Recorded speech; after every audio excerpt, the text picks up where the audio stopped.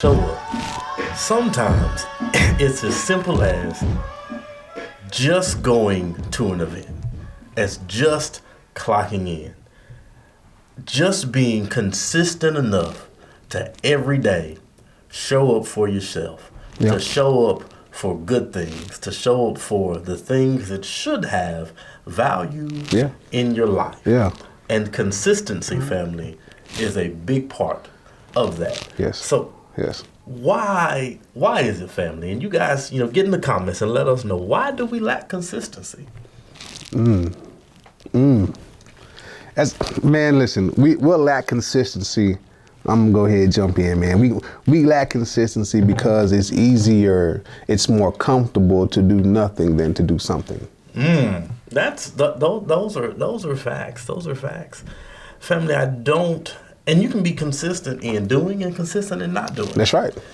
But I want us to be intentional and consistent in showing up every day. You've heard Jesse and I talk about, when we dealt with the 2% principle. Jesse talked about the issue of some of us saying we don't have time, to do certain things. But if you have that old school alarm clock, if you have your planner, you can overcome the issue of time. And then we can consistently be on time. We can consistently be making sure that you're showing up for yourself.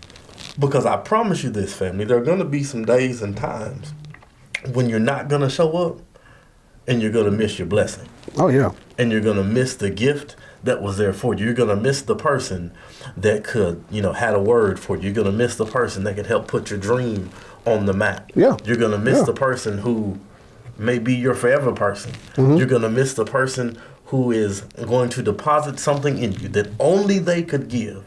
And it's because we chose not to show up. Jesse, have there ever been some times you chose not to show up and then you were like, man, what did I miss out on? Or it didn't show itself to you what you missed? Yeah.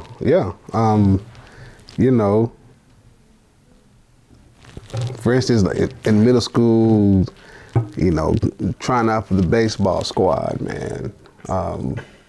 You miss the opportunity because it'll get a little difficult. Day 1, day 2 of tryout was cool, but day 3 is when, hey man, we got the scrimmage about to jump off. Right? Day 1 and day 2 was about drills and seeing, who could do what. Okay. Are you taking the grounder, right? I play short. Are you taking the grounder? Are you charging the grounder with good fundamentals, glove to the ground, scoop, hop, throw. Right? That type of thing is going on. And then can you translate that to day 3 and actually getting it done? It's time to put it all together. So it's time to put it all together. So the time of putting it all together, you got to become consistent on what you did in day 1 and day 2. Well, I understood that I was not as consistent as I needed to be in order to put it together. So I get one hit to me about hot, right? And instead of me coming at it, I kind of wait a little bit and then go. Well, it ends up hitting me in the chest, right? So anybody knows, hey, that's a base hit. Yep. And so instead of me making the A team, I make B team because of that. And that has never left, right? By not charging forward, being consistent with my fundamentals, it cost me, for being on the A team. Cost you some benefits. Of the A team as well. For sure. Yeah, I think, for me, when I told myself, hey, I want to change career paths, want to go into, being a realtor. Went to real estate school, showed up to class every day. And then just for whatever apparent reason, when class was over, I decided not to show up and take my exam and then just go into real estate, right in that moment. So then, as we all know and we're still experiencing, the COVID pandemic, jumps off. And as bad as that is, some of the good benefits that have come from that is that, the car market was booming, the real estate market, was booming, but I missed out on being in real estate, having been in real estate for some time before that took off. Right. Having an opportunity to, go out and make some connections and establish myself, in the world of real estate. So then I missed out on the avenue that was supposed to be providing for my family. Right. So not only did I rob myself of something because of my lack of consistency, but I robbed my family of something as well. Right. Because I did not do what I had, purposed in my heart to do. What I had said, this is going to be the vehicle that I use to, perpetuate us into another state, into another, place of being.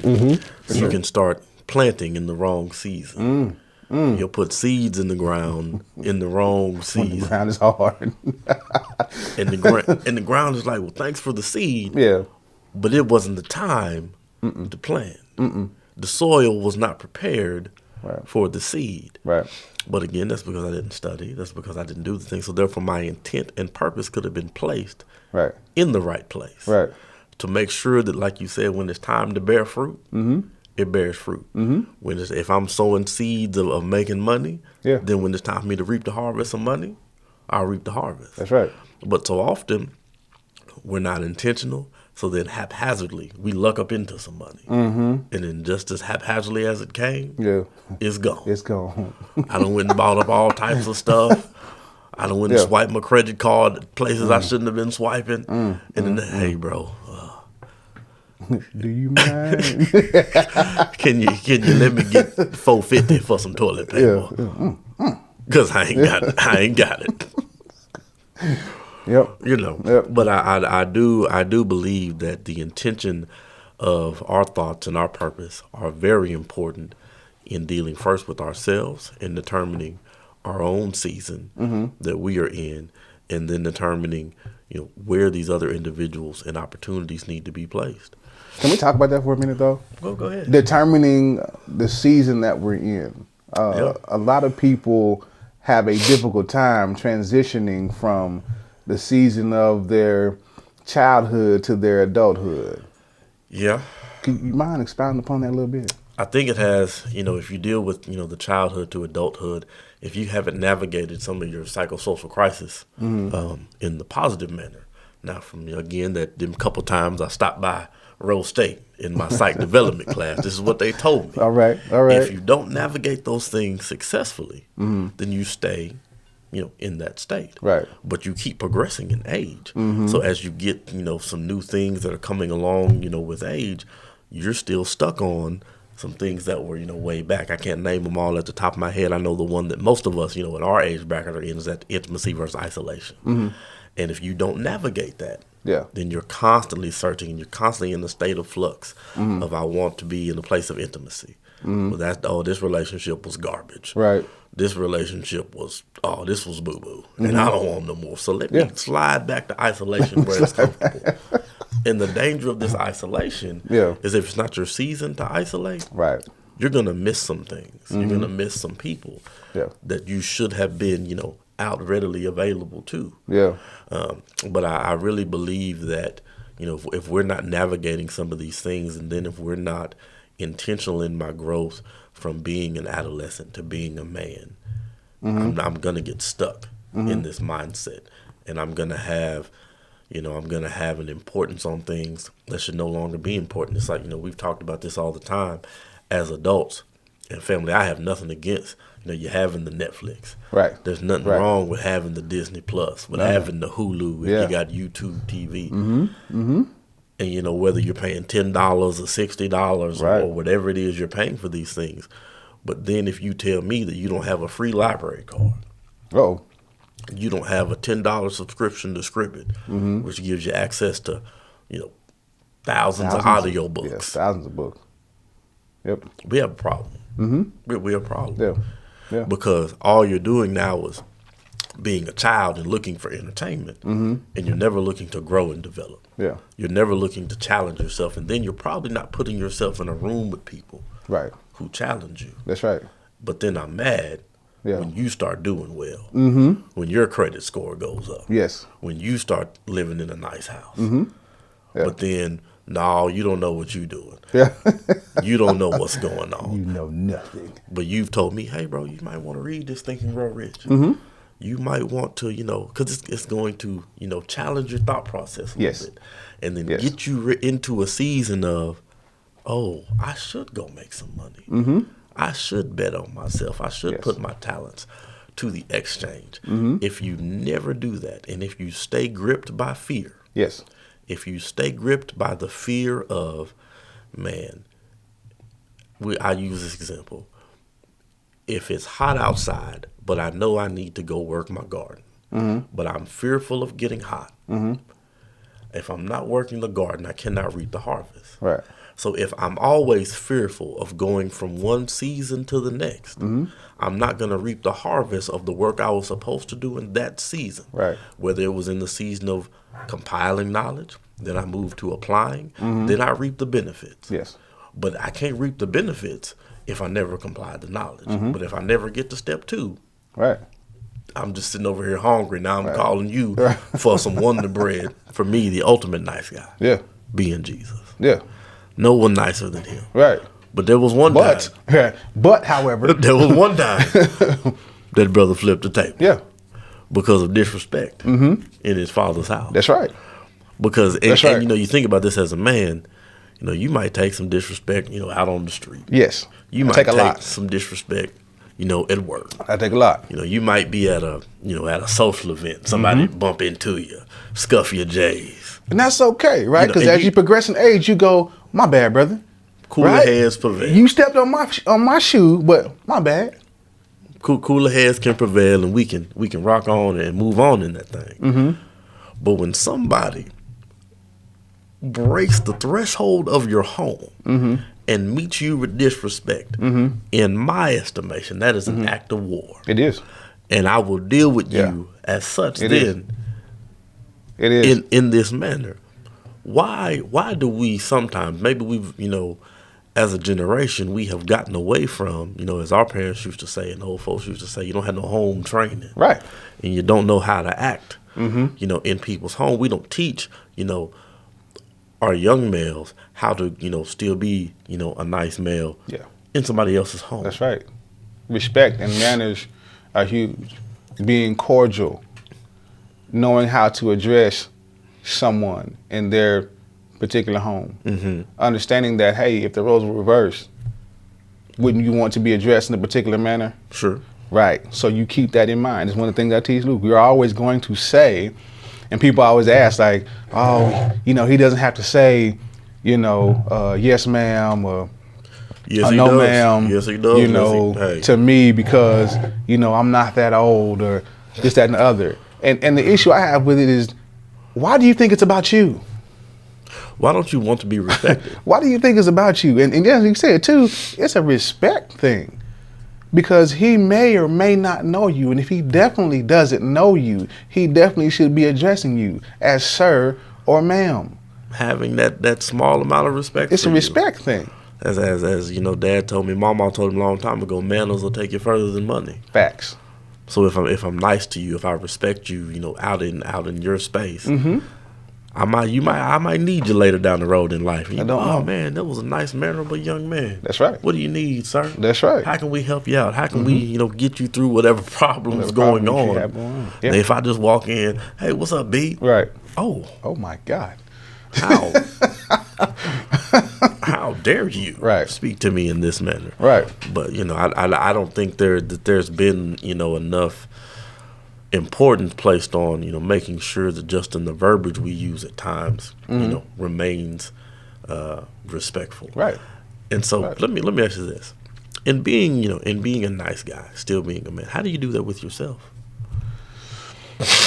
You're fully aware of the verbiage that you're using towards yourself. You should be ever improving upon the language, right, that you're using towards yourself. If you understand the thoughts that your God has towards you, then you'll understand how to address yourself. Like we said before, the value series, and we still coming with it, is saying the things that your faith system has to say about you. Right. that you are fearfully and you're wonderfully made. Right. Right? That you're made in the image of a living God. Right. That to understand that, you know, this abundant life he came for, you have. So your job is to take the action steps to do that. You're the apple of his particular eye. Okay? Like we've said before, he knows the number of hairs that you have on your head, even those of us who have haircuts or who have lost their hair. Right. He still understands and knows because he's attentive to.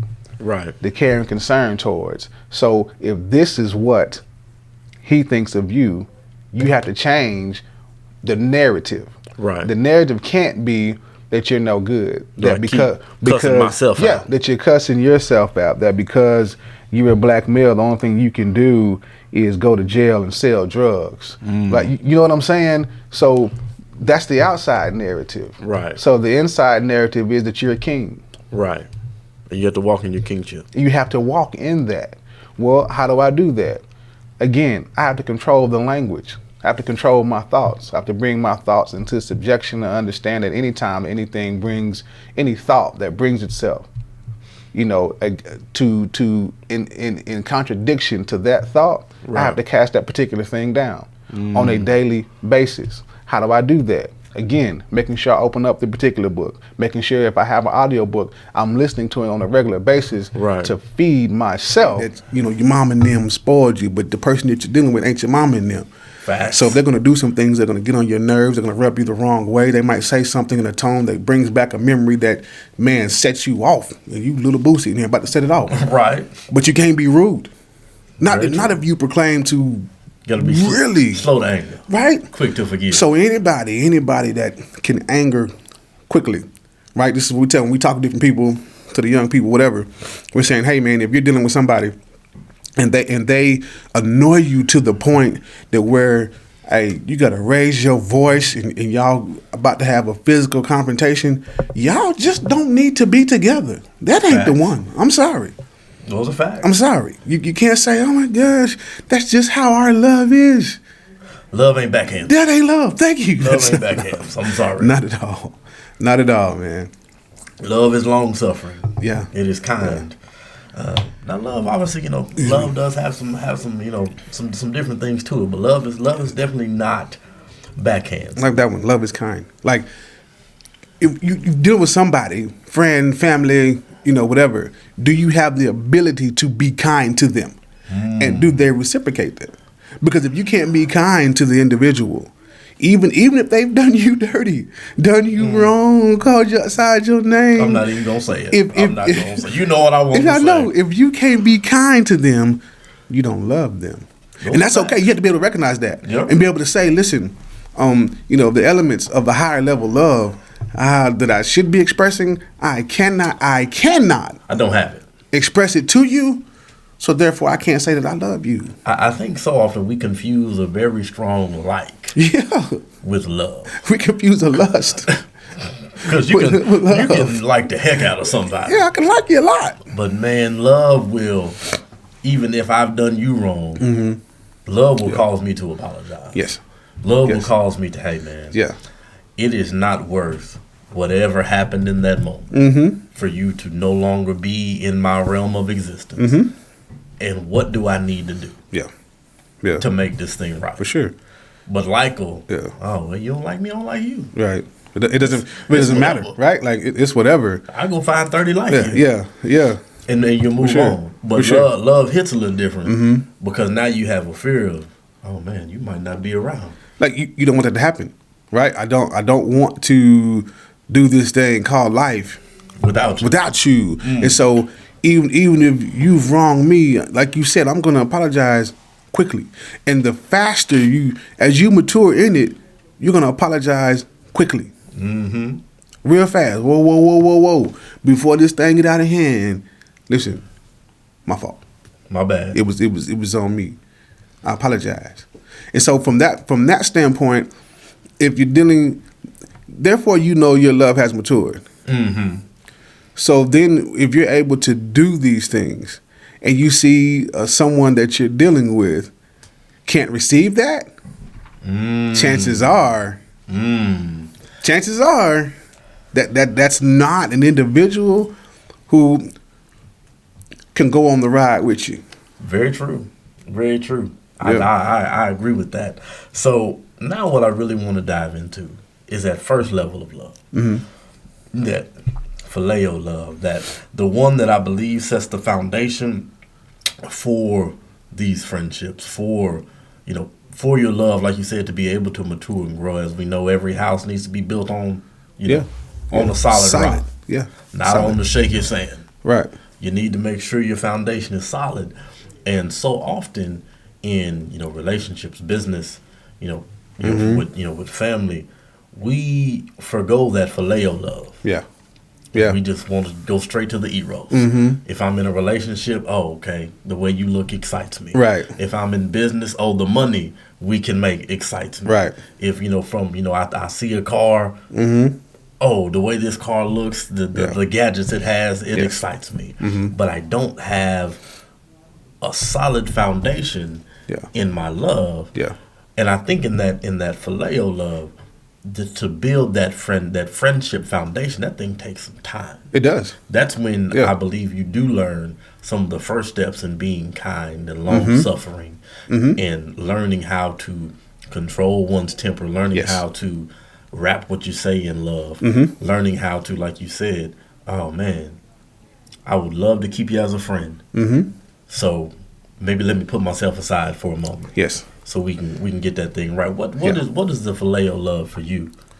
And I think you did a very, very good job of explaining that. When we're building the foundation, that's when I become aware of, the language that has to be used and the actions that coincide with that particular language. So if I need to be kind, then as we're exchanging, because it takes time. So I'm learning your language, you're learning my language, and then we have a meeting in the middle of to what language we're going to use in order to communicate. Right. You can literally kill a man. You can literally kill a man by, if they're in that type of long-term relationship and they're not getting this particular type of love, his health is going to decline. Right? Just like in the reverse, if you're married to a woman and you're not showing her the attention and affection, which is the gasoline for her to do the thing that you would like for her to do, then you can't be surprised when she's not doing those things. When she say, you remember that time? Right. When you didn't have no time. Somebody else got your time. Pretty much. Martin was not lying when he said that. I mean, you gotta rub the feet.